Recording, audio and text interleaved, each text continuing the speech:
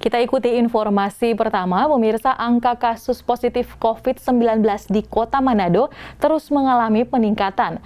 Untuk data terakhir, Kecamatan Malalayang tertinggi koleksi kasus aktif COVID-19.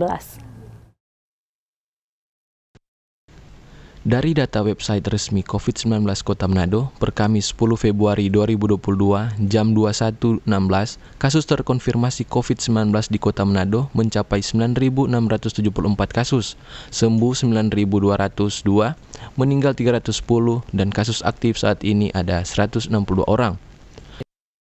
162 orang kasus aktif COVID-19 tersebar di 10 kecamatan dari 11 kecamatan yang ada di Kota Manado, kecuali Kecamatan Bunaken Kepulauan yang tidak memiliki kasus aktif lagi. Sementara itu, Kecamatan Malalayang menjadi kecamatan tertinggi kasus aktif COVID-19, yaitu 32 orang, diikuti Kecamatan Wanea 31 orang, Mapanget 21 orang, Tikala 18 orang, Wenang 13 orang, Sario 12 orang, Tuminting 9 orang, Singkil 6 orang, dan Bunaken 1 orang. Dinas Kesehatan Kota Manado mengonfirmasi masyarakat yang terpapar COVID-19 dengan gejala ringan tanpa komorbid bisa melakukan isolasi mandiri di rumah.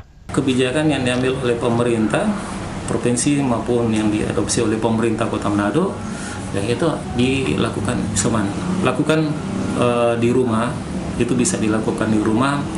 Juga bisa menghubungi nomor-nomor kontak Satgas Covid, apakah itu ada di Puskesmas ataupun di Dinas Kesehatan maupun yang lainnya, untuk melakukan konsultasi-konsultasi di saat melakukan isoman di rumah.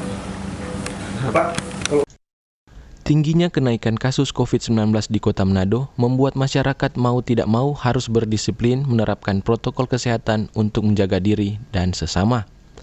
Hizkia Warankiran melaporkan untuk Kawanwa TV.